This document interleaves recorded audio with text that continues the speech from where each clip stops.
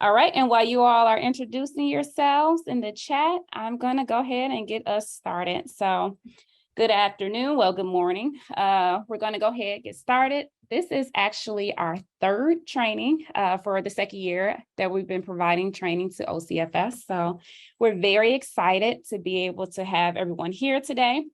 We have some phenomenal speakers ahead of us. And so I'm not going to talk too long because I want to hear what they have to say. But today we're going to be talking about youth voice and authentic engagement. So this session is on co-creating and designing with young people being an essential part of providing adequate services to youth. This session explores authentic youth engagement, including how it benefits young people, why it works, and what it looks like in practice. We're going to explore best practices for engaging youth as meaningful partners in runaway and homeless youth programs. Attendees will learn how to define and combat adultism and tokenism and leave with concrete tools to work with youth in empowering ways, such as implementing YABs, which are our youth advisory boards, as well as hiring young people to create lasting organizational and community change. So my name's Angela Huff. I use she, her pronouns, and I am an associate director here at Point Source Youth. I'm going to be moderating the discussion today. Our first hour is going to be Q&A, with the last 30 minutes being questions from you all. So you can utilize the Q&A section to add those questions. As you all are adding the questions, we're going to take note of them, and at the end, we'll go through all the questions. And yeah, so I'm going to take a minute just to allow our panelists to introduce themselves. And so I'm going to ask Emily if she can start. Beautiful. Thank you so much. Hi, everyone. My name is Emily Fulton Foley. I am the executive director of an organization in Northfield, Minnesota, so southern Minnesota, called the Northfield Union of Youth. And we started about 30 years ago with a group of young people who wanted to make decisions about what after-school programming looked like.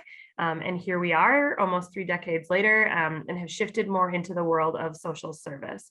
And so started with really some enrichment programming. And as young people were coming into the organization and saying, we need this, we need this, we need this, we have added food programming, we have added housing programming, we have added programming that focuses on making sure that there is equal access and opportunity to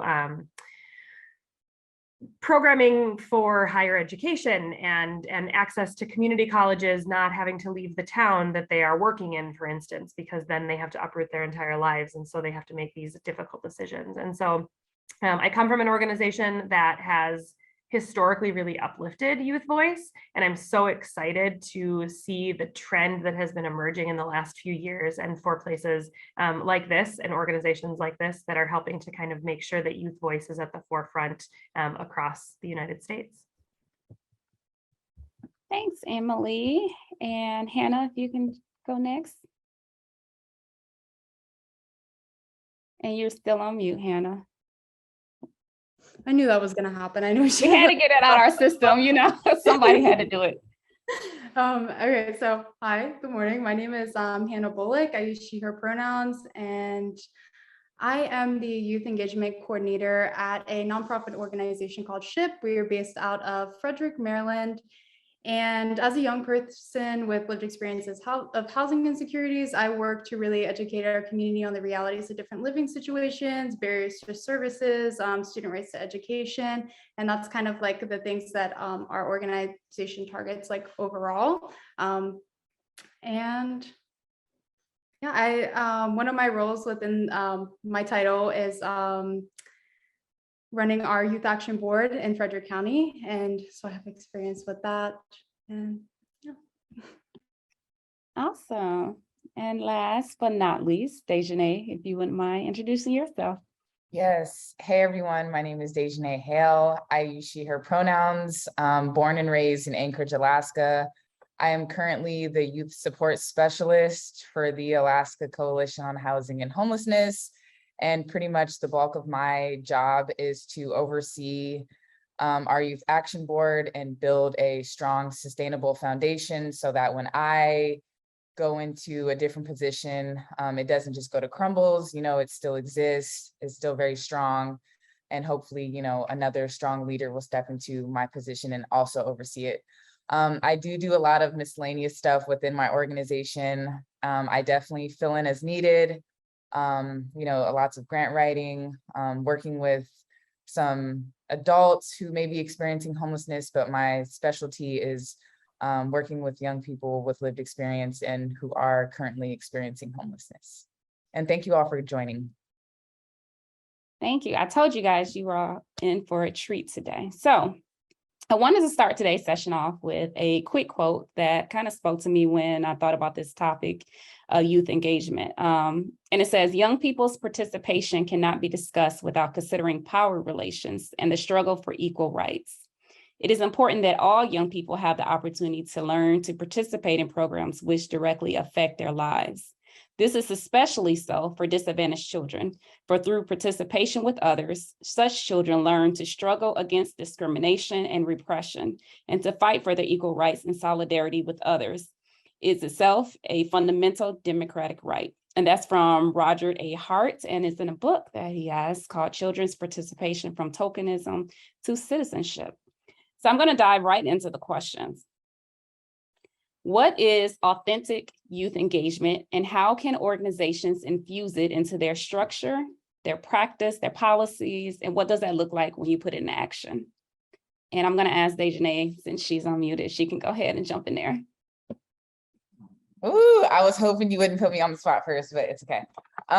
So to me, authentic youth engagement is being boots on the ground with your clients. And that's not just, the case managers working directly with the clients or the young people. It's like the people, the directors working with these clients. That's a real big statement for the clients coming in and receiving services, because we do always see like this person in a director position and we're like, wow, we're inspired. And then we're like, wow, they're coming to talk to me. They actually care about me. And I feel like that alone is a very, it's really moving, especially for the young people who are accessing those services. And also that goes hand in hand with the director or these people in these higher positions outside of the case management positions is like, we've seen how much of an impact one positive adult figure can have in someone's life, right? Because these young people are coming in and, they've probably been let down so many times in their life that led them up to the situation. And when you do have someone that is a true believer in you, and that even though you may not be able to see or envision a long-term goal, or you may not have goals for yourself, or you may not know what to do, these adult partners, they have the ability to inspire you and empower you and put that into you. And for me, I would just consider authentic youth engagement is like really just, like I said, boots on the ground with your clients and, working from the ground up. Thanks. Hannah, did you want to add to that, or Emily? Yeah, and for me personally, authentic youth engagement connects with like the youth-centered program. So my brain kind of like draws a parallel between these two terms. And for an organization to be youth-centered, there must be like opportunities for youth that are empowering, but not exploitative. And I feel like there's a fine line between that. Like, are these opportunities actually empowering youth, or are they exploiting youth? And by like asking this question, it'll kind of like help you create these opportunities. And so like an example of that would be like participating in an interview to disclose like a lived experience story. I see that at where I work, we often like ask students to like, describe their story, like lived experience. And I feel like if the youth does not understand how that role is important, then that could be more exploitative than empowering. Taking the time to go ahead and explain how, sharing your story could generate like a positive reaction within the community, could make, the experience empowering, rather than just being like, hey, can you just tell us about your lived experience? That's more exploitative. So I feel like there's definitely like a line between that and making sure that it's more on the empowering side more than exploitative is definitely like super important. I think that's an important distinguishment that you just did there. So making sure that you're not exploiting young people. So thanks for bringing that up. And Emily, and then I think Dejanay's hands back up as well. Well, Dejanay, you can go ahead because I was just going to kind of, okay. I want to talk about what both of those people just had said, because the points that Dejanay just brought up about making sure that everyone is involved, boots on the ground with the young people, there cannot be authenticity from an organizational standpoint unless every single person who works for that organization understands and takes in a very personal way how the young people lead their role. And so I also lead my own role, right? I run the organization, I'm a director, but I am in with my young people at least half of the time during the week, because my job wouldn't exist without providing them power and voice, right? They need to help me guide my position to really make sure that the organization is doing things in a youth-led way. And then when Hannah talks about the exploitative nature of utilizing young people, I think that fine line also falls between making sure we're not infantizing young people and explaining things to death and giving them credit for understanding things, but also not assuming that they should just know what someone who's worked in the profession for 15 years already knows. And so being able to say, where are you coming from and what is it that you're doing and why is that important, then offers the opportunity for young people to kind of come back and learn in those situations and give back to us as employees of the organization to say, okay, well, if this is where my role fits, if this is what I'm supposed to be doing, what is it that you're supposed to be doing? And how do I help to guide you in that way? That's great. Go ahead, Dejanay. I really appreciate what you just said, Emily and Hannah. That pretty much just amplifies part of what I was going to say. And Hannah brought this up quite a bit is, you know, maybe implementing that youth action board or that youth advisory board. That is a big deal. But in order for it to be effective, it has to be done the right way. And these young people actually have to be committed and really inspired and empowered to want to do this type of work or want to be involved in this type of work. Or else if you just, I know, I only say this because I know a lot of organizations, they speak highly on a youth action board or the youth advisory board. And I know these organizations and I'm like, you actually really don't meet regularly. These young people don't actually know what's going on in the organization. And so just having that authentic youth action board, like they know what's going on with the funding streams. They know all the new programs, all the old programs, what didn't work, what does work. They're involved in establishing more innovative programs and stuff like that. And so that is what I consider an authentic youth action board within an organization. And I just wanted to say that because Hannah brought that. And I think that was, I'm sorry, go ahead, Hannah. Sorry, I was just going to say, like, I totally agree. And like, that's why I think that investing the time and helping like young people understand what their role actually is and how they are impacting the community is so like important, because that's what was important for me. Like when I first started, I was like, oh, like, you know, like I understood what was going on, but like, as I spent more time within an organization and actually understand those things that you had mentioned, then I developed like a deeper like understanding of my role. And then I was like more empowered within my role because then I actually understood how I could, you know, impact our community. Yeah. I want to keep the conversation right where you all are at. That was really my next question is, what are the important components of effective youth and adult partnerships? And how do you contrast that against tokenism or exploiting young people? I think as Hannah had put it. So what does it look like when you, and how does the contrast against tokenism and exploiting young people? So from my perspective, the biggest difference in that is that when you are asking a young person for their input, when you are helping them to help guide the organization or the decisions or the programming, that you're actually listening to them. You're hearing what they have to say and you're not just pushing it aside to say, okay, it was great to hear your opinion and now we're going to move on to what the big kids have to say, right?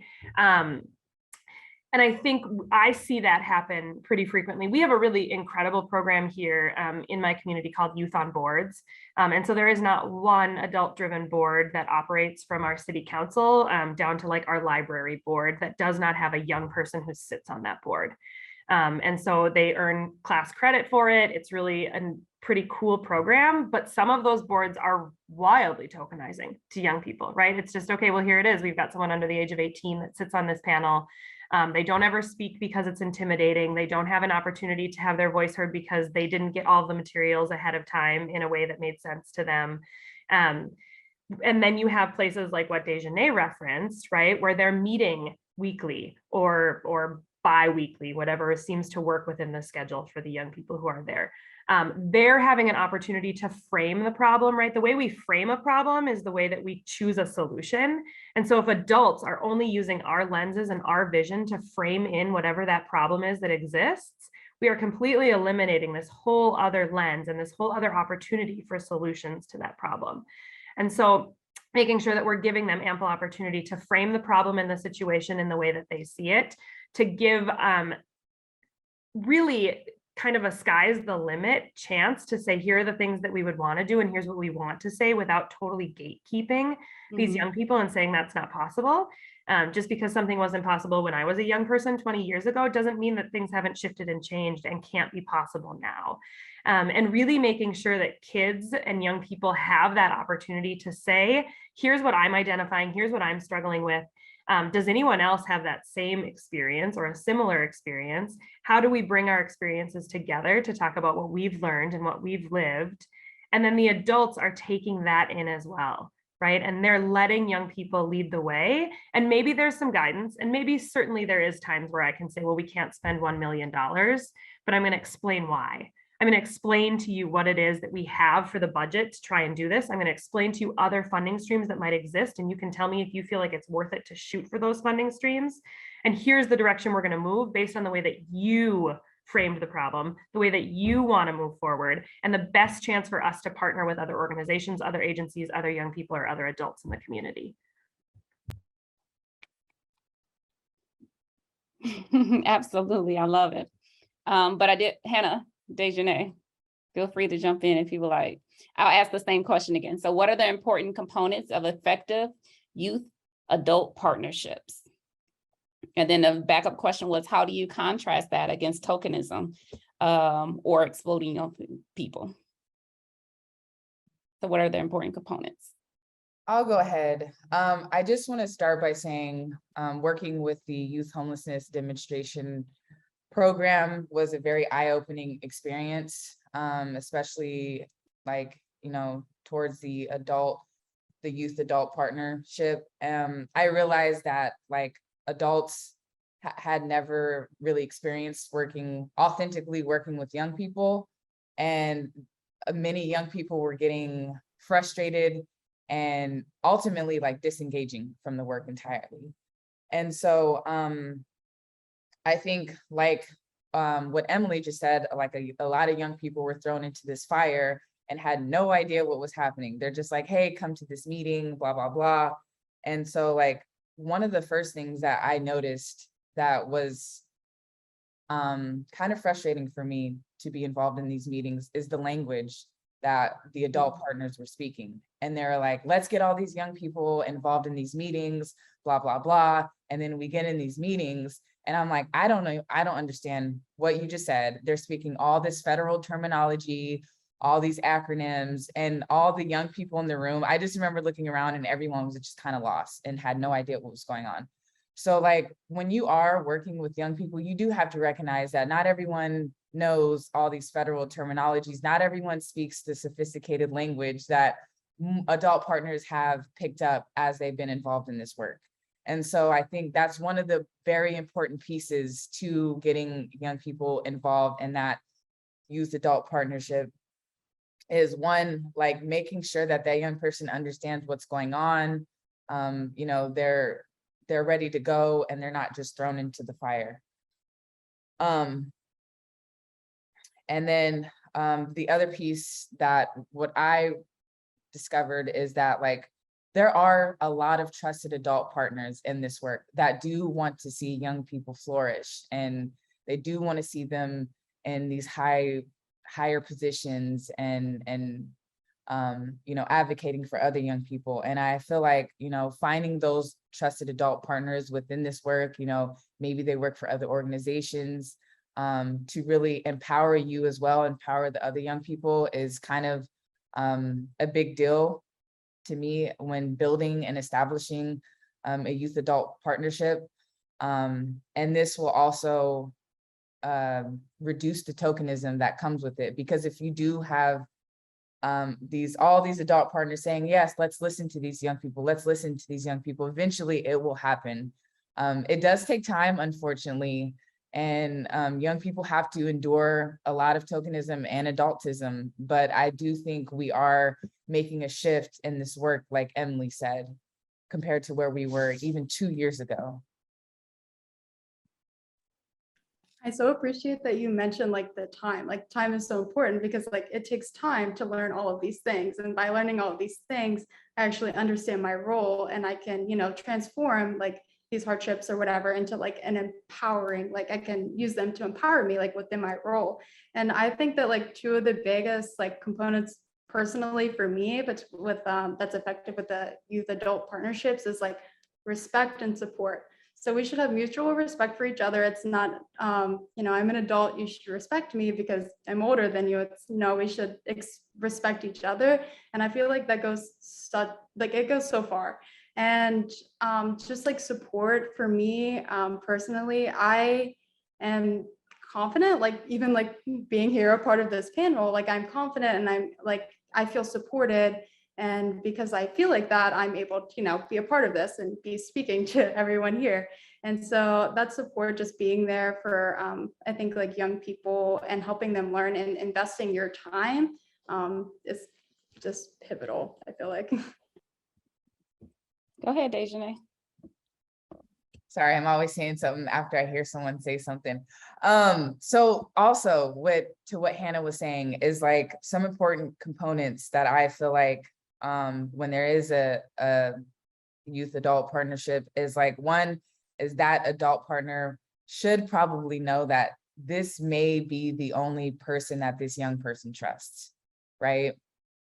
And that's such a big deal. Mm-hmm. Because when you're in that lifestyle, you're in that survival mode, you've been constantly failed by your loved ones, maybe your parents, people who you thought would be there for you, like they look up to you and they do feel some type of trust towards you. And also on the other side, the adult partner should also know that when you are introducing yourself and you are making this contact with this young person, that you may be making a long-term commitment to this person. It may be 5 years that you're committing to this young person just by one small introduction, and you will be that mentor and they do look up to you. And so I just want to say that for all the adult partners on here that may be working with a lot of young people, it is very powerful to always be able to lean on someone and rely on someone in times of crisis. All good points. Go ahead, Hannah, I see you. I feel like what's also reassuring to me with that support is that like I'm a young person, I'm new to this like line of work, and if I'm doing something that is wrong, like I know that someone will step in and be like, okay, you should do this instead.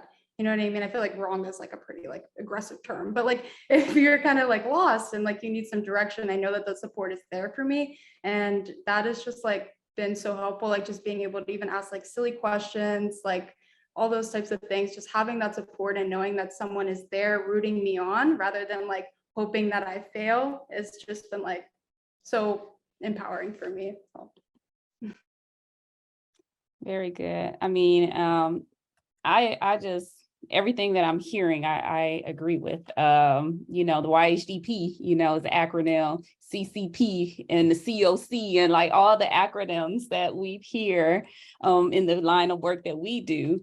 But taking time to really, it's almost like even when I started this job as a new employee, needing to take that time to get a better understanding and having a coach along the way and someone that you can go to that supports you in your role. So I love that you all brought that up. And the biggest piece to me, what I'm hearing you all say, one of the biggest pieces is the time.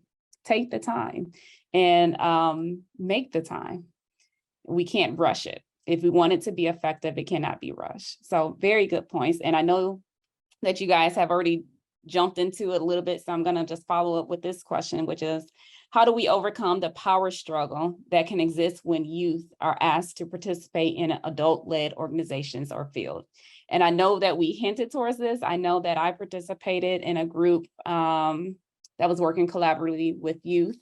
And it felt like everything was going well, but when it came down to actual decisions being implemented, it shifted drastically and quickly. So I want to know kind of, how do we overcome this power struggle that can exist? And I'll ask Hannah, if you don't mind just starting it off. Yeah, and so I understand that like experience is so crucial, and like I respect that, like on a programmatic level, like you have an experience, you've been working like within this line of work for so long, like I respect that and I want to learn from you.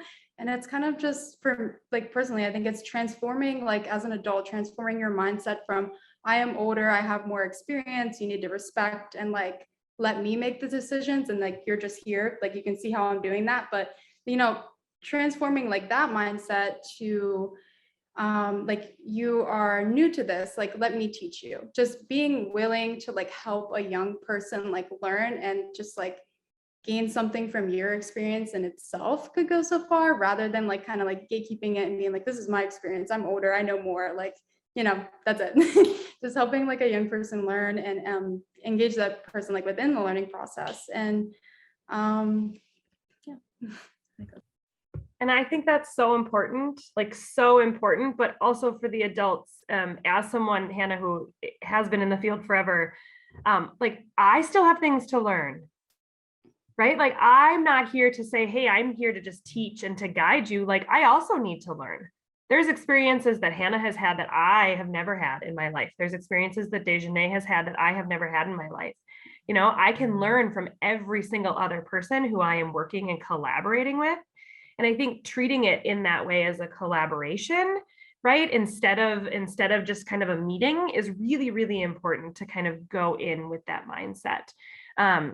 Because I also think about when I'm thinking about the power struggles that exist, there's that preparation piece, right? And that you kind of referenced that in the question itself, is that when you've helped kids prepare for meetings, it's been a totally different story than when they've actually been in the meeting and then like things are moving, right? And young people need to have kind of a say in that as well. And so for me, I think when we're in those situations, it's continuously asking that young person to not get lost, because it's very easy when there's 5 adults talking around you, especially if they're by themselves. Like, try really hard, anyone who's listening to this, to never put a young person in a position where they have to feel like they're on the spot by themselves to speak for all other young people, right? We all know that single story narrative is unhealthy in any regard, in any demographic. But it can be especially intimidating for a young person to be in that situation. And so really taking the time before to help them prepare, during to help them take like the time to feel their voice, not just a quick like, hey, what do you think? But I think it's really important that we look at this from another angle, and I'm curious what this young person has to say. And I think then going back to what Dejanay talked about in the very beginning with that boots on the ground, whether or not you are that direct case management person, you are the direct programmatic lead, checking in with whatever young person was a part of your collaborative conversation after the fact, to thank them for being there, to bring up 1 or 2 things that they brought into the conversation and help amp them up and let them know you heard them and you're excited that they're a part of what it is that you're doing, gets them to come back. It finds in you like a trusted piece of what an adult is in their community or in their space right there. And even though you're not maybe the one adult that they might go to, you are now an adult who has validated them as a human being, their thoughts, their ideas, and who they are, to be able to come into that space and be important. Yeah, and I would also like to add on that, like, I think it's like an organizational commitment to also like dismantling that adultism. So like as a leader within your organization, you know, you're setting these values and standards for yourself, and then you're asking your employees to, you know, uphold those values and treat the youth the same as you were treating them. And personally, like when I first started in the position, I did not even think like to apply. My case manager had been like, hey, there's this position, like you should go ahead and apply. And I didn't even feel like I would qualify for it because I don't have my college degree yet. I'm going to college right now, but like I don't have a degree. So like, where is my experience? You know what I mean? And so I was then encouraged to apply. I set up an interview, cried afterwards, thought I did terrible. And I think that it all like ties back into just like understanding like what like you can bring to the organization, what your lived experience or like what you as like a youth, like your perspective overall, like what it could contribute to the organization. And I didn't necessarily understand that then, because that's something that takes time to learn. And as working within my role, like I learned that. I understood why it's important to, you know, have these youth-centered programs, but like I can like I just wanted to add that to stress like how important like time is, and just like dismantling adultism as an all, like overall within your organization. I love that. You know, and as you all were talking, I was thinking, you know, how important it is to whatever the meeting is to have it be a collaborative effort. And one thing that I've seen within communities I've worked with is that there's community agreements that everyone kind of signs, everyone commits to, understanding that. And one of the things that's usually listed is that, you know, everybody's input brings value. And so having that upfront, you know, whatever it is that however you all want to write the community agreement, I think is so important to just to put the values and to just state up front, like, no matter what background you have, no matter what your experience is, we believe that you have value and we're wanting to hear from you. And just really stating that up front and bringing that up front is so important. And I love, Hannah, that you said, you know, and sometimes young people may need to be reminded that they do have value, and they may need to be reminded that their lived experience is, they're bringing something to the table that others may not. And so their voice is just so important. So before I move on, I wanted to give space and room in case, Dejanay, did you want to jump in on that? No, I really loved what Emily and Hannah said. They're right on the spot. Awesome. So I'm going to put you on the spot then real quick. What are some tangible steps? I know that we've kind of hinted towards it through the conversation talking about youth advisory boards. And I know that this group probably has heard about youth advisory boards. They know what they are, but really like, from the beginning, what are some steps that we can take to implementing a youth advisory board from the ground up? That is a great question. And I think it would look different in every single organization and every single community. I just want to say that up front. And also, it is a long-term commitment. It is not easy. There will be times of frustration. But I do want to say that once you do get a youth advisory board or a YAB established, and they're flourishing, it will be amazing to see. And it's awesome to see all the young people really thrive and find meaning in this work. But I guess one of the first steps to establishing a youth action board is, you know, finding a maybe a client in your organization that has demonstrated commitment to your organization, right? Maybe they're always there. They find ways to help. Finding a high caliber young leader that has, you know, made steps towards being self-sustainable in their own personal life, to take lead on a youth action board. That is one of the biggest pieces, because if you don't have that strong young leader, I don't think it will work well unless you do have that adult partner still taking that lead role. And then if you did have that adult partner, then it wouldn't really be authentic, right? So, you know, finding that young leader, one, that's a big deal. And this young person could be someone that you may mentored for years. Maybe they work with case managers, but you will know who the young person is. Probably some of y'all are already thinking of who the young person is right now.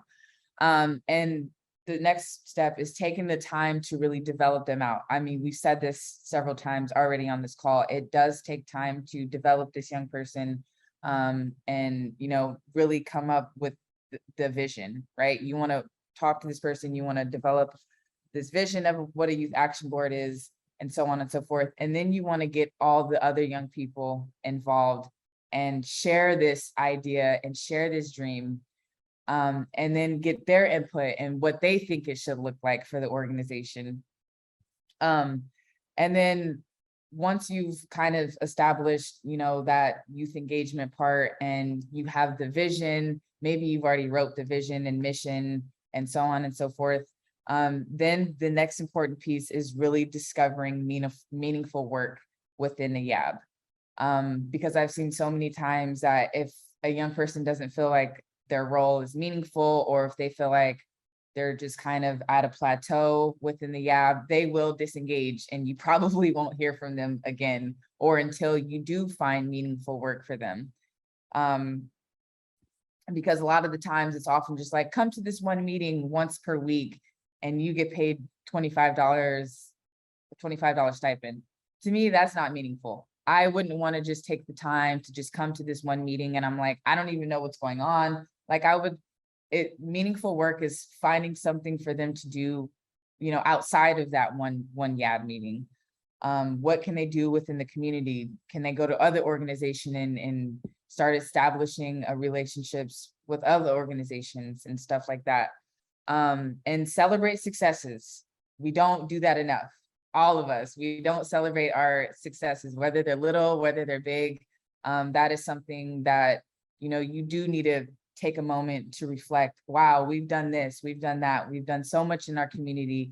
Everyone does bring value and we have made an impact in the community, because oftentimes we sit on these meetings and it doesn't feel like we've really gotten anything done. And then learn from your failures, right? You have to learn from what didn't work, what did work. You have to acknowledge that, dang, this didn't work as well as I wanted it to work. What do we do better next time? How can we improve next time?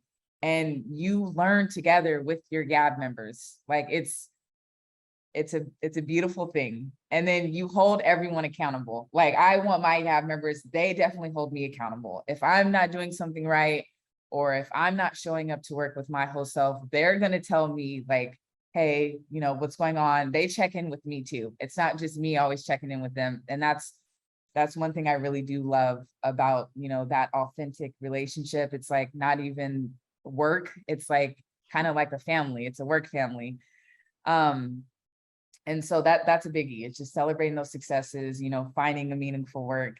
And then the sustainable part, right? Every funding is a big piece to having a sustainable youth action board, or a group of young people, or having a sustainable organization, right?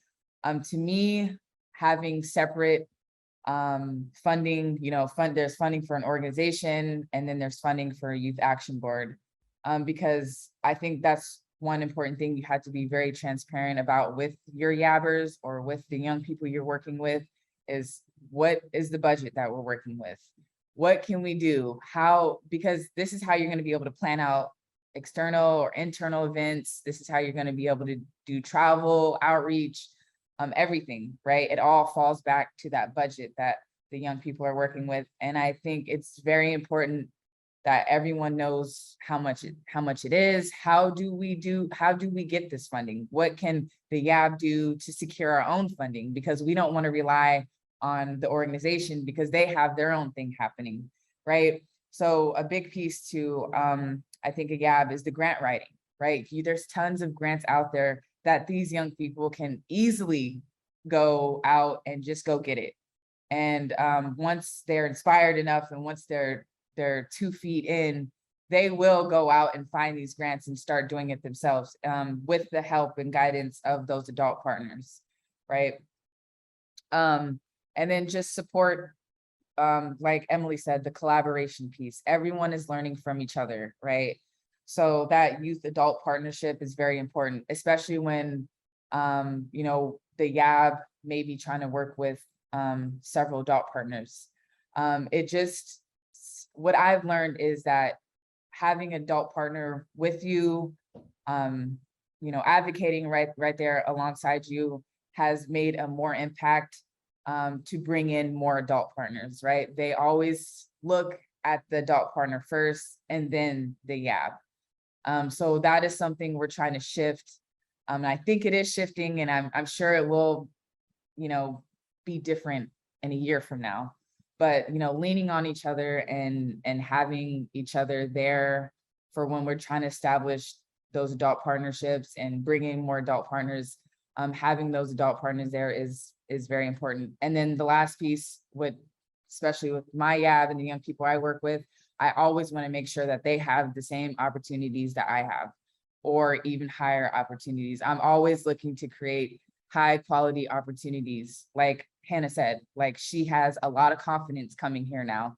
And that's the type of thing I would love to see for our YAB. Several of our YAB members already spoke on several point source youth panels and so on and so forth. And when they first got into work, they did not have the confidence to do that. And so, they see me coming on here, and then they see me also working with them, and they're like, wow, I can do that too. Yeah, just making sure that, like Angela said, everyone has value, everyone, including the adults to the youth, and also holding everyone accountable for something, for the work that is supposed to be done, and so on and so forth.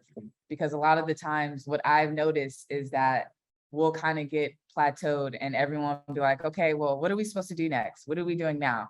And that's kind of where there's always a lot of work that needs to be done. Always a lot, wherever you go. And for an example, we're just like, hey, at these treatment facilities, at these detox facilities, they're saying that the clients can't smoke cigarettes, right? And they're in the middle of a detox, and that's a big deal. And we're just like, okay, well, how can we come together to advocate to allow them to smoke cigarettes or allow them to smoke vapes? Because I feel like that should be allowed. And that's just a small example of, holding each other accountable or making things happen in the community that should happen. And yeah, I feel like I've been talking a lot. I'll just stop.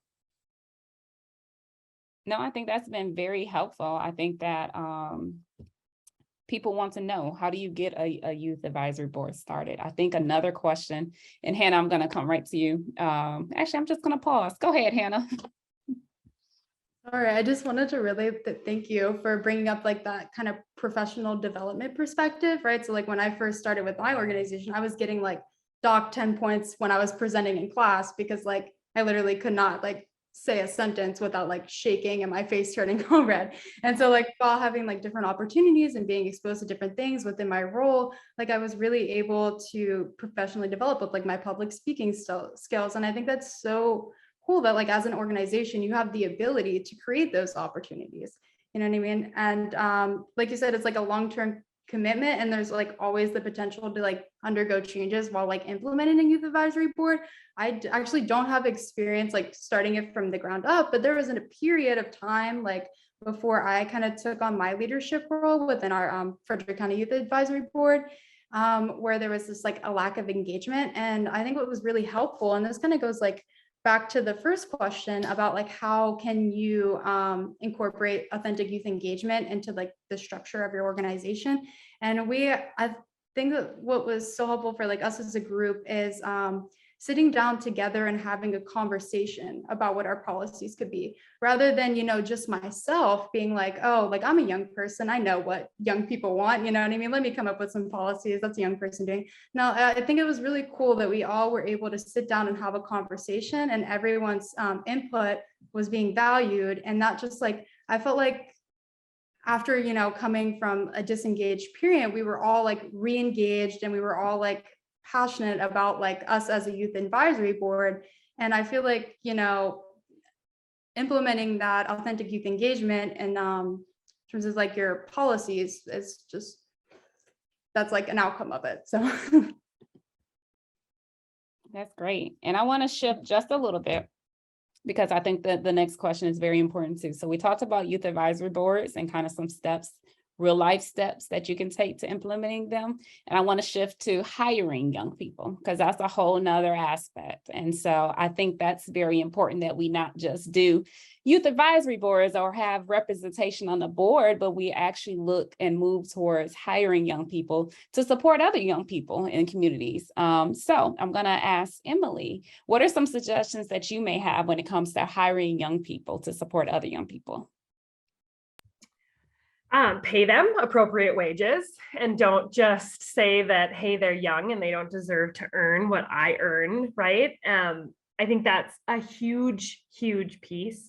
And I think that's a huge piece also for like the youth advisory boards too, right? Dejanay referenced kind of having funding streams. And I think I'm paying an employee because I value them for their time and for their experience and for their input.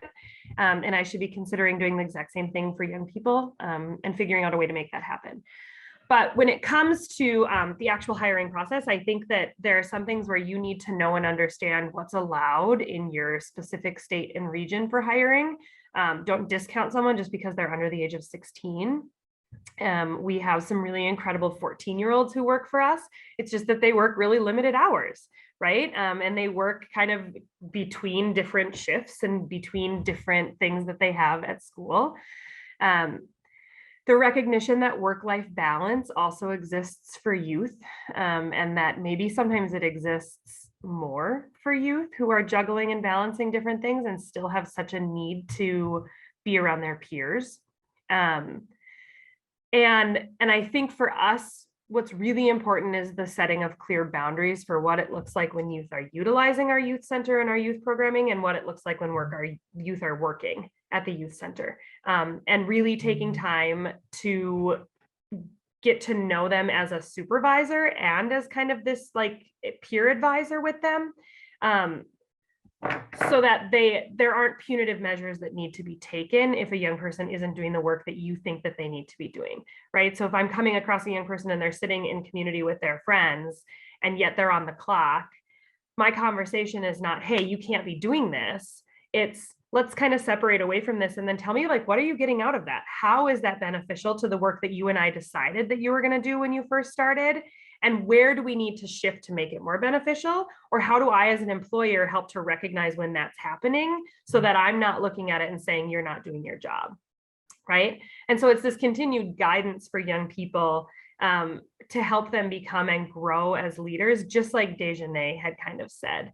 And I think there's also a piece within any of this, whether you're hiring a young person or working with a young person in a collaborative capacity, where you need to check your own ego as an adult as well, and make sure that you understand as the adult that your job productivity, that your worthiness, that your ability to be good at your job is tied up kind of in how well this young person does their job as well. And so our job is to help them to find success and to help them succeed and not just see success happening, if that makes sense. It does. And I have a follow-up question for you. So like, what are some perceived, I don't want to say they're actual barriers, but what are some perceived barriers that people have to to hiring youth, and kind of how do we overcome those barriers?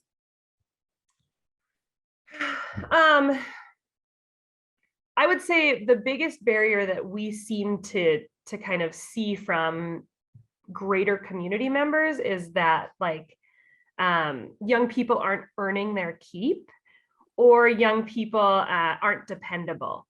And so when we are able to kind of show that when we talk to a young person, again, going back to what Hannah said about why their role is important, about what it is that they're bringing and the things that they are helping to enhance within our community and our organization, we see that they step up to that, right? Everybody wants to have expectations set for themselves. Really, everyone wants boundaries and expectations. It's just that some people don't know how to reach those expectations, and that's not any fault of their own. No one ever taught. We had an instance, we run a host home program, and we had an instance where it was a pretty toxic environment for the young person in that host home. And as we were getting there, we were learning that the host was saying, well, they're not cleaning. And the kid was like, well, yeah, I am. and they just had different expectations for what clean was, right? And that super simplified everything about the entire experience, but we're going quick. And so I think that it's really important to know that you can set these expectations, but if you're working with a 14, 15, sometimes 22-year-old, and they don't know how to reach those expectations, and they don't feel comfortable or safe coming to you as an adult because they are worried that they are going to get in trouble, then they will never reach those. And that's not on them, that's on you. I don't know if that answered your question. Sorry. It did very well. And I think that is, one of the, and I'm taking a peek at some of the questions that are to come, but I think that was one of the things is that I sometimes they're saying, yeah, the young person is not living up to what we expected them to do. So, and what I hear you saying is then we really need to take the time to define the role, explain the role, make sure that everybody has an understanding of it, as well as expectations. And then based off of what you all said earlier, it doesn't stop there. It's also being a support to make sure that that young person has the tools to actually fulfill the role and to be able to, regularly check in with that young person to make sure that you're giving them everything they need to be successful in that role. Awesome. So here's a good question. How can communities access funding to hire and support youth within their organizations? And I'll throw that right back at you, Emily. Well, I don't know that there's any funding streams that I've come across that have given me an age limit of who I have to hire. I think that's in our own heads when I'm saying, well, if I'm hiring someone for this position of a housing coordinator or of a staff member at my youth center, well, they have to be over this certain age. And that's not true. Some people do, right? When I'm dealing with some specific organizational aspects, I might need to hire someone who's over the age of 24, right? I might need to hire someone who's over the age of 21. I might need to hire someone who's over the age of 18. But most funding streams are not going to outline what that age is for you. And so I don't want people to feel kind of stymied by that. But Dejanay also referenced the fact that there is a lot of funding that is available for young people themselves to access. And so as we're working with these people in our organization who might be between 16 and 24, and they're saying, well, I want to work here. And I'm saying, great, here's 4 different ways that I would love to see you work here. Do any of these align with the work that you feel like you would be successful at and that you would want to do? And if they can find one of those, I can help them find money. I can help them to step alongside them and say, okay, here is one funding stream that exists. How do we want to write this grant? I'm not promising you that we're going to get it. I'm not guaranteeing you that you're going to have a job here, but what I am doing is giving them an opportunity to say, yes, this is something that I feel like I would excel at. This is something that I have an interest in. This is something I want to learn more about. And then we work together to try and find that funding stream. And some of it has to come from the youth. Some of it the youth have to write. They have to be under a certain age to access that funding. Some of it doesn't matter.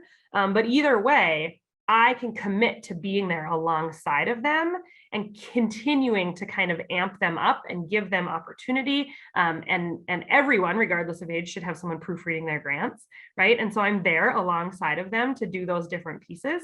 They're there alongside of me to do that for grants as well. And we can help to try and find those funding streams.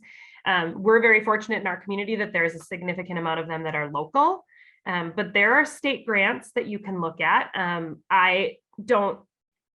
I don't particularly love federal grants. There's a lot of oversight when you're working with young people in that, but those too exist and are available if people want to kind of go through and undertake all that extra paperwork.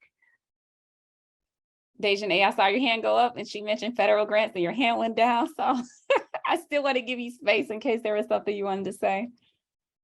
Oh, yeah. First, Emily, I really appreciate what you said and just really appreciate all the work that you do.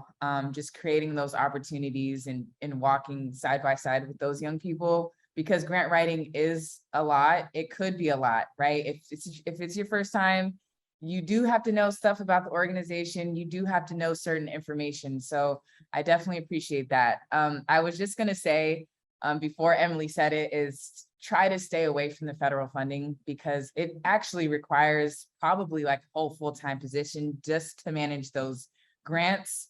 They're super complex, they're super complicated, they're super restricted. And I was just going to say, definitely try to go for the local funders and the local funding.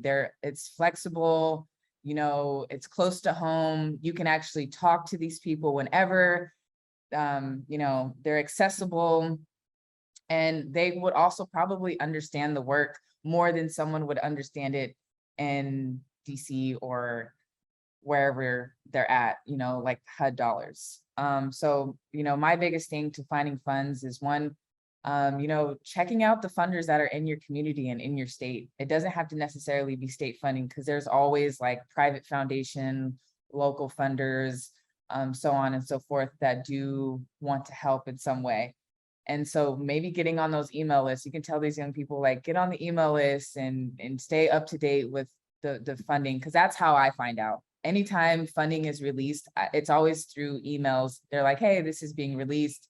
This is the timeline, and this is the requirements that you have to do. And so that's just kind of my way of staying up to date. And just, I want to amplify again, I do not go for any federal funding, because one, the grants are so long, complex, they consume so much time. And then you go look at a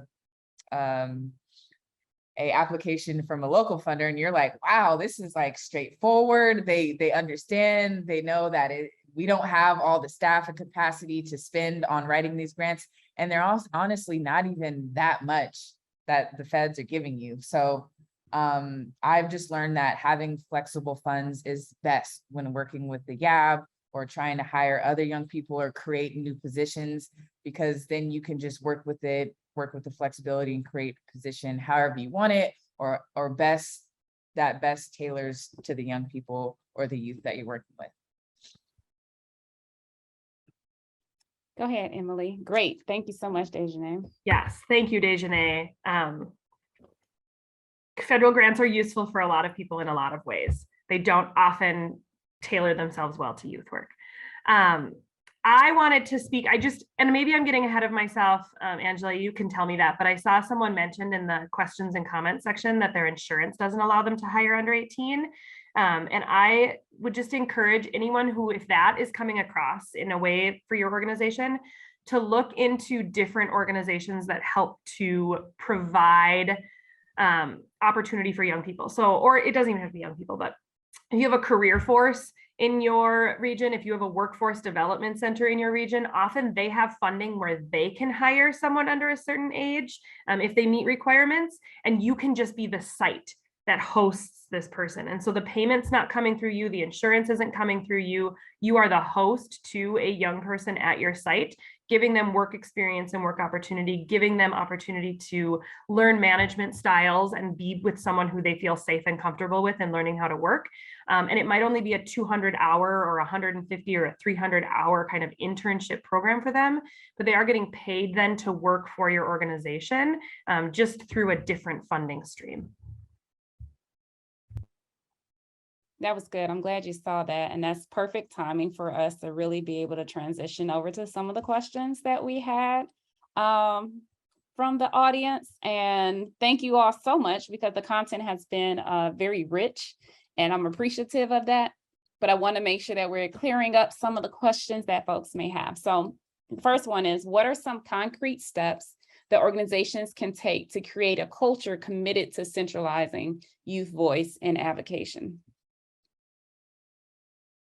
And then they added, let me just add a little bit to it. It says, without being in a position of power over budget or programmatic growth, how do I and how do others in similar situations work to educate, work alongside folks who oversee the organization? Sorry, from an organizational standpoint, I'll be really quick, Hannah. I think that everyone needs to look at their bylaws. Everyone needs to look at not just mission and vision, but the very core backbone of what your organization is built on.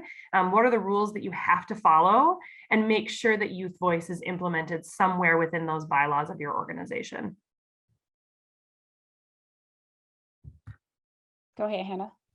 And I was just going to say, for like a concrete step that organizations could take to, create this youth-centered programming is just education and like training, and just like anything that will help dismantle that adultism that's already, prevalent within the workplace. Like that would be like kind of the first step in really approaching that. And I'll add a little bit to that question, because what I hear them saying is kind of like, okay, what if we don't have buy-in from the higher ups? How do we really go to leadership and get the buy-in to make sure that we are implementing a culture that is youth-centered? Were you gonna say something, Angela? I was gonna say, go ahead. Okay. I think what Emily said again is like going back to the backbone, like looking at your bylaws. I think one important step that you can take is having young people on the board of directors, right? The board of directors are the main ones making decisions about the organization, and they have the final say. And so maybe having like 25% of the board directors be youth voice, young people, clients who are currently accessing these services and know what's happening, because oftentimes these people who are making these decisions have no idea what's actually going on the ground, right? They work in other positions, they have their own thing to worry about. They just come to these meetings 4 times per year and have the final say. And so I think, one, just placing those young people into these higher positions of power will be a first step to changing the culture. And to kind of add on to that, because I hear also maybe some frustration from this person over like, maybe they don't have the power to get young people onto that board of directors. Invite individual board of directors, and that's public knowledge who those people are. Invite them in, and have a young person invite them in to sit down with them, to have a conversation, to be a part of a program, to get them just in the space. The way that nonprofit systems often are set up is really not great. I think the volunteerism aspect that happens with board of directors adds a really significant sense of privilege to having an adult board of directors in general. And so there's a lot of issues of privilege and issues of inequity that exist with just a simple acknowledgement of having a board over an executive director. And of course, that's amplified if young people are not a part of it. But if that's happening and you have a board who you are feeling is disconnected specifically from the work that you are doing, invite that board in. There's very few times that even if you skip the middle to upper management in doing that, that you will find that they will not be proud of the fact that that's something that you did, because if they're doing their job well, and if they're doing their job right, they should want their board to know what's happening. They should want their board to be engaged and involved with the mission of the organization. And you as on the ground workers are the ones clearly engaging that mission and engaging the work that's happening. And so I would try to get them involved. And during that time period, throw that pitch out there of, hey, I want to make sure that youth have this opportunity to talk to you all the time. Can we develop a mentorship program? Can we get them on the board with you? Can we make sure that they have direct access to you as the ones who are leading my bosses? Because my bosses aren't, don't say this last part. Don't say because my bosses aren't listening to me. But engage the people who are above your bosses in a way that gets them active and involved and really bought into what you're doing. Because then there's no choice but for those people in upper management to buy in as well. Being strategic who you approach. I think that's very important and very key. Go ahead, Hannah. Yeah, I just want to add, Emily, everything you said, just yes.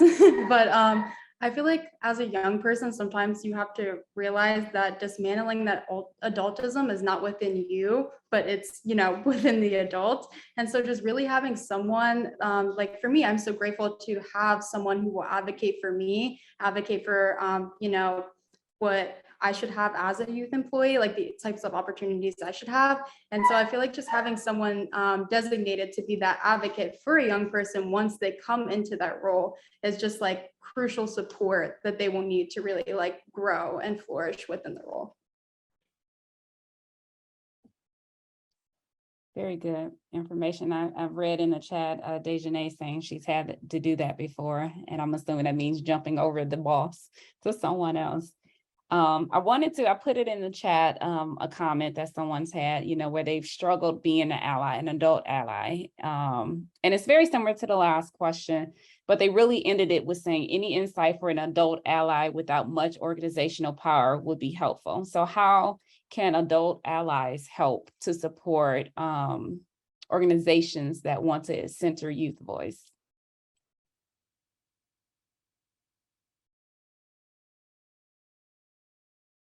And anyone can jump in there. And I'll give you guys you all a second to read through the question. But very similar. And one thing they said is we have a YAB, but youth employees are very highly monitored and pay is questioned constantly. The budget to sustain the YAB is very limited, which I know we've already kind of mentioned that there are resources that are out there, but they're also treated very differently to adult staff. So how can I, as an adult ally, kind of help and advocate for you? And it may be going to jump over the boss's head, but go ahead, Emily. Well, I just want to say, I really want to hear from Hannah on this, because there's a consistent amount of times that I think I'm being an ally, and then those to whom I'm being an ally for correct me. I feel like being an ally in itself is just, at the bottom line, you're supporting the youth and you're rooting for them. You know what I mean? It's not like, oh, there's no negative like wishes, like you are there to support and advocate for those youth employees. I'm still reading over this question. I would just say, like, also, I think what would go a long way with like helping the youth understand their role, help empowering them, understanding what they're doing and the significant impacts that they're making within the community itself. If they're able to, voice that, understand what they're doing, and they're able to, maybe like voice that to someone else within the organization with like in a higher up, like, hierarchy, like leadership position.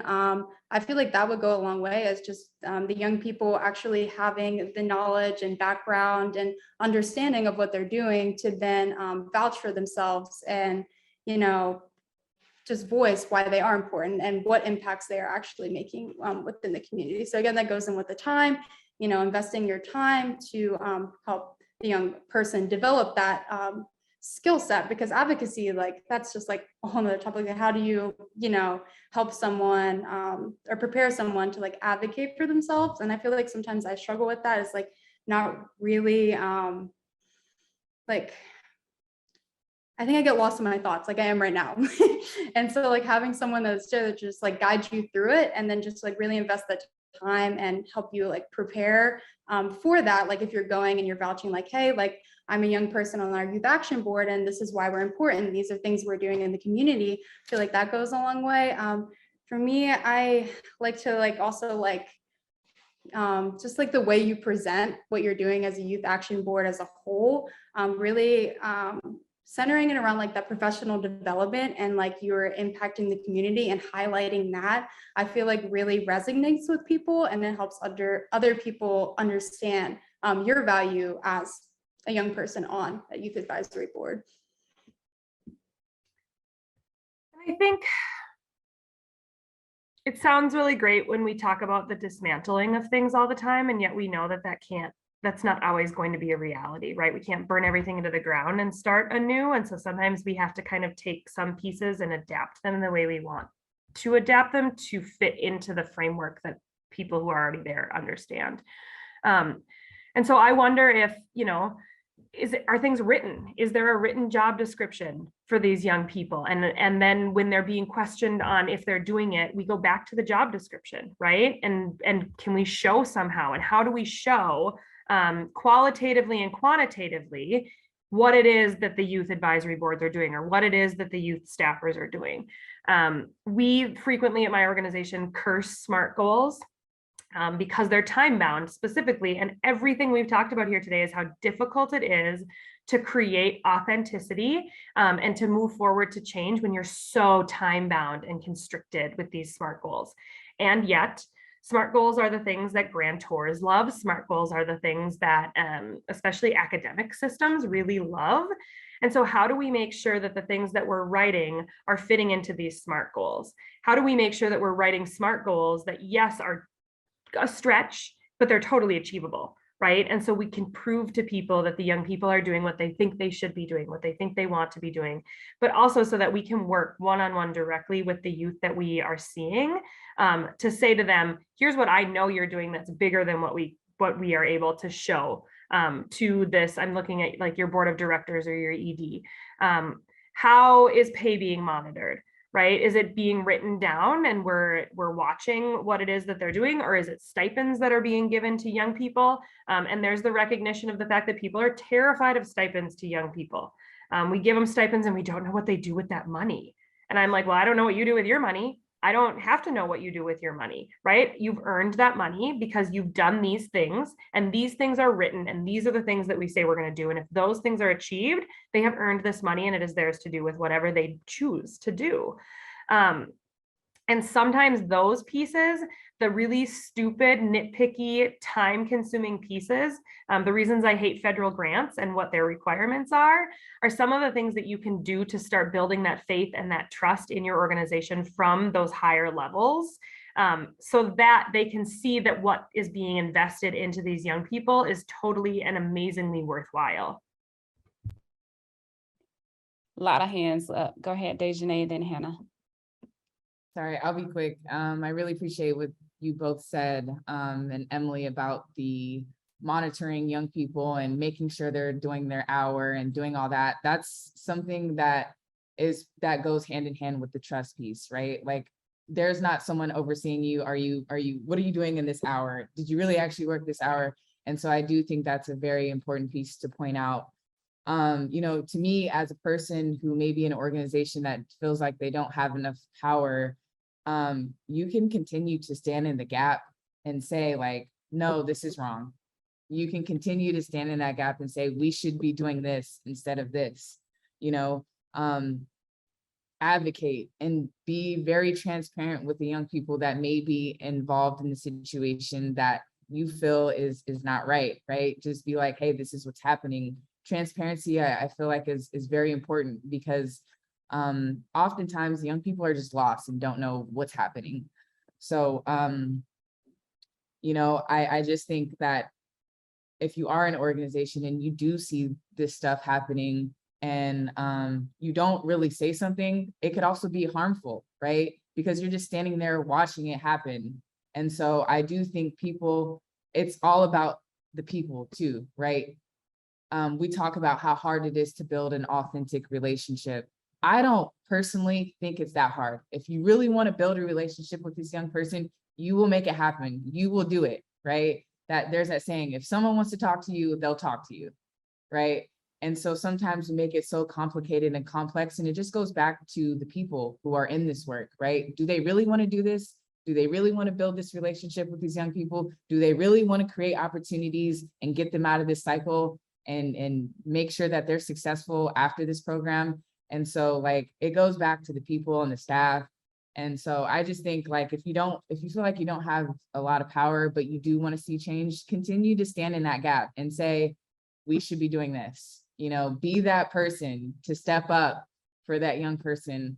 Because I do it all the time. I just stand in the gap and I'm saying, like, hey, no, this is wrong. And I will continue to make a presence and be annoying until I see someone actually listen to these young people, until I actually see a change. And so, yeah, that's all I have to say.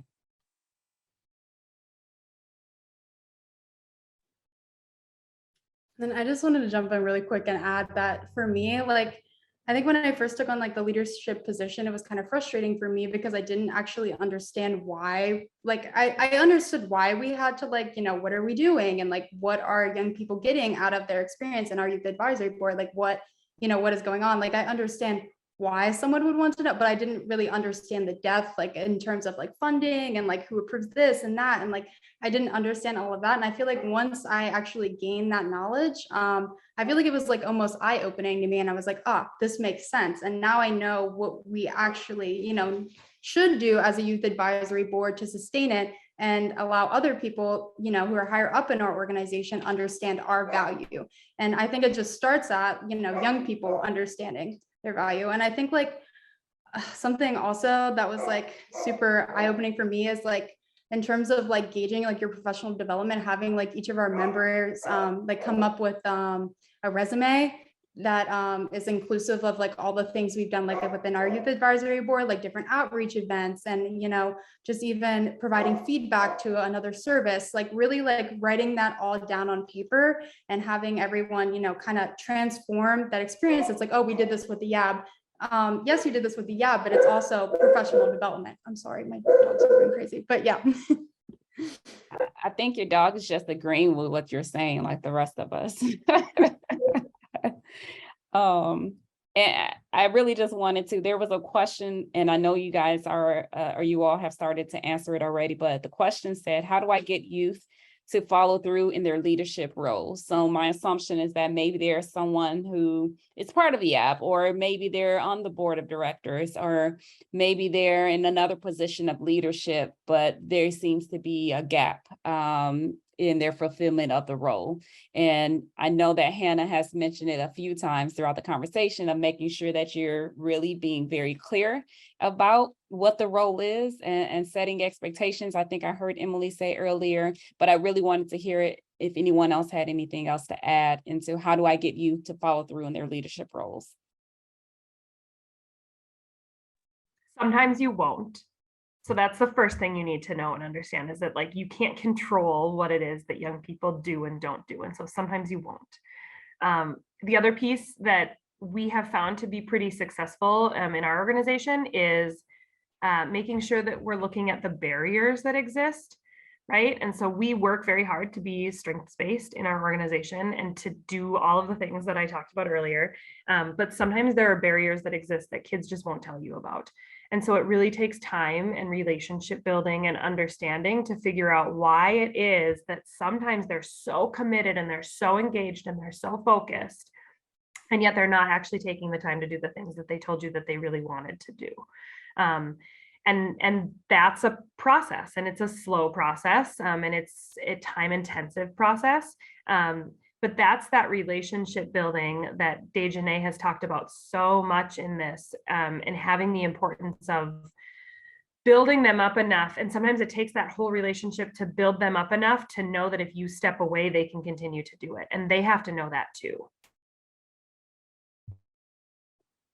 And what I hear, kind of a reoccurring theme for me that I'm getting is that one, like time keeps coming up, but also what I'm hearing is like, if you want to involve youth, you have to be intentional about it. And yes, there may be some things that come up in the way, but if it is your goal to involve youth, you need to work through those complications and those issues and really just be intentional about taking time, taking and giving space and giving opportunity for that young person to learn and maybe even work through some of the things that they may be dealing with personally or whatever may be occurring on in their life. So giving space, giving time, but also being very intentional. Anyone else want to add to anything? I feel like the idea of individual perspective overall plays like, it can, goes into like each one of these questions, is really trying to like put yourself like in that position and what would you want to learn, like what would be helpful to you, is really trying to understand that youth perspective and then helping that like kind of like guide your approach, but not just assuming, right? Also asking the young person what would be helpful and actually having them provide that feedback and then implementing it into like how you navigate that relationship. And I was also just going to say, I really appreciate acknowledging that sometimes young people won't do it. And this, no matter how hard you try to understand or get why they don't do it, part of being the adult partner is not giving up on them after 3 times. After 3 times, they didn't do what you wanted them to do, and then you just kind of dispose them. No, you have to keep working and working and working at it. It might take 10, 20 times until this young person gets it. And yes, there's a personal life, right? There's a life beyond this work. And like so many people are dealing with so many things. I mean, like I had mentioned this earlier, when I show up to work, my yabbers know when I'm not my whole self. And so it's obvious, right? We have things going on in our life. We just came from this lifestyle of survival mode, of tons of traumatic events that happen. We're just now getting into this profession. We're just now learning how to work with other people and what it's like to be self-sustainable. So yes, it will take a lot of time. And the other piece is like, are they passionate about this work that you want them to do? Is it really meaningful to them, or is it meaningful to you?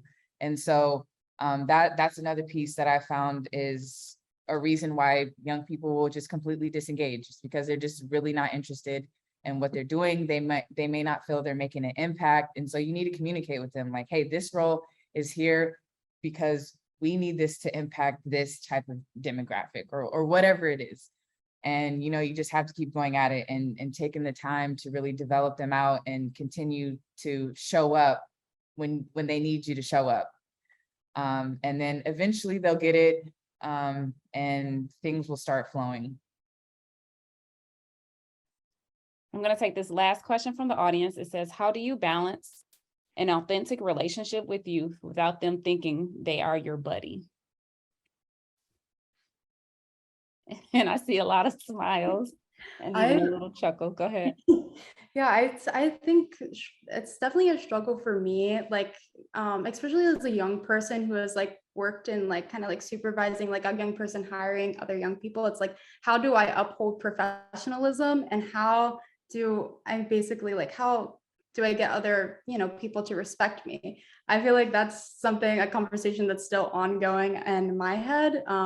But I just wanted to put that out there because it was like the first thing that popped into my mind. Emily or Dejanay? I personally, myself, I do set boundaries with work, but I also make myself available at any time if necessary and if needed. And so maybe I make myself available through all different ways that work best for the YAB members, right? So everyone is on social media and everyone likes to do that. So we have a little group chat. And if I need to be reached outside of office hours, I'm still available for them, depending on the level, depending on if it's an emergency or if it's something I can just respond to the next day. And we just have that understanding, that open communication, very transparent. Like, I don't work on the weekends, but if you need me, text me. Okay. If I don't work past 5 p.m., but if you do need me, just feel free to call me, pick up the phone or whatever. I'm always just going to be there for them. And I think it just, for me, it naturally and organically, it's like, hey, we're not best buddies, but I'm always going to be here for you, right? I'm your mentor. And it's kind of this unspoken role that we have. I don't have an exact answer for this question. I just say it's kind of an unspoken bond that you've built, and you just kind of understand and respect each other's personal life. And that's my experience. I would say for me too, is just like basically like learning about like the different identity roles, right? So like you have your role at work, and like there's like this whole argument that you never have one true identity and it's like split between your roles. And like I learned that in one of my college classes, and I was like really able to apply that within the workplace. It's like, hey, I am at work, you know what I mean? Like as I am like a leader on this user advisory board, I maybe should not be as, you know, laid back and just like I should try to like be more of like a person that is like, it's so hard. Like, how are you relatable to youth? But then how do you also like draw that line that like, hey, like, I'm also like a leader of the youth action board, and like we should have mutual respect for each other. Like, it's like, how do you create that? And I'm like, I have been navigating that throughout the past few months. And I would say like, just like understanding that there is a difference in roles helped me a lot, because, you know, they are your friends, but like, you know what I mean? They're also your coworkers. And so everyone on our youth advisory board, we're all employees of our organization, part-time employees of our organization. So it's like really like being able to be like, hey, I am, you know, at work and this is the role that I should act in. And then like kind of balancing with like, hey, how can I be relatable to others? Because I don't want to just be like, hello, my name's, you know what I mean? Just like super professional and not, you know, youth aren't able to relate to you. It's, yeah. So I think from my perspective, because I work with a lot of people who are like Hannah's age, and they are navigating kind of that same piece of, you're pretty close in age to the people who you are working with. We don't hang out for the sake of just hanging out all the time. We don't go out together outside of the functions that we have a purpose for. I have a kind of a policy handbook of like, you know, like for instance, I can't take one of the kids who works in my youth center and is involved in my youth center and use them as a babysitter. That's too much crossing of lines. And like, I have that written for my employees to have to follow. And so they can know about my personal life in ways that I feel comfortable, because that again is that authenticity, right? I'm bringing my whole self to work. They can know when I'm not feeling great or when I am feeling great. But I think you have to know and recognize and be open with them. Like kids, again, are not stupid. They know when Dejanay is not coming to work as Dejanay's full self. But it's okay for me to say, but I'm not going to talk about that right now because it's a personal thing and I'm here for work. And so know that there are some things that are happening in my life, and I appreciate the fact that you can see that in me, but that's for me to know and to understand. And even sometimes holding some of those things back sets that boundary for young people. And it sets the tone for your relationship, and it isn't shutting them out, and it isn't telling them that they are not worthy of knowing. It's simply saying, I'm a different person outside of my work life, and I still care about you, and I still care about my work life. I liked when Dejanay talked about how she can be there and be accessible for emergency situations. And I think if you're going to do something like that, you also have to maybe help young people to quantify what emergency means to you versus what it means to them. Because there are things that happen when you are 17, 18, 20 years old that truly feel like they are emergency situations. And there are things that are struggles for you that are not necessarily an emergency situation that I might see as a 37-year-old woman, right? When I'm with my kids and now all of a sudden I'm kind of dealing with a breakup situation that is, everyone is physically and emotionally safe, but maybe hurting. And so I think those things are important for you to delineate for yourself. It's important for you to know organizationally what is appropriate and okay for you to do and engage in. And I think it's really important that people know and understand. And one of the things that we use all the time when kids are just kind of talking around us is like, remember that I'm a mandated reporter. And that one simple sentence, even if they're not talking about anything remotely reportable or anything, we're different in maybe how we're a little more gray area in what we report on, because sometimes, frankly, mandated reporting can hurt people more than it helps people. But even that one sentence lets kids know that like, oh, an adult can hear me. This adult can hear me, and maybe this conversation isn't something I want to talk about in front of the adult. And they remember then that I'm a different person than the other 17-year-olds that they're sitting with. That's really good points. We're just out of time, I'm sorry. But I wanted to remind everybody that we will have a video recording that'll be coming out, as well as a toolkit that we will have some resources that everybody can refer back to. I wanted to thank everybody for joining us. I'm not leaving just yet because I want to ask you all one final question, but just in case anyone had to get off, I just wanted to say that. So final question in the last 10 seconds, no, last 30 seconds, let's give 30 seconds. If you can imagine a world where youth led every aspect of ending youth homelessness and providing care, what would that world look like? 30 seconds or less. And Hannah's the only one that's not looking like, whoa, so I'm gonna put Hannah on the spot.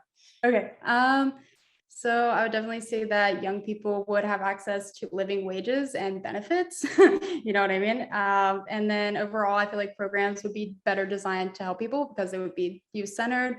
But again, it's hard for me to like even really imagine this just because of the way of our culture is and like how prevalent adultism is, just kind of like naturally just implemented within our culture. But those two things, you know, better youth-centered programming, and then youth would, you know, have living wages and benefits and all those kinds of things. And wouldn't necessarily have to be like, oh, I have to wait till I'm 25 and have a degree to have those things. No, you know, you're 19 and you can have a living wage and benefits. So that's just something that I would imagine.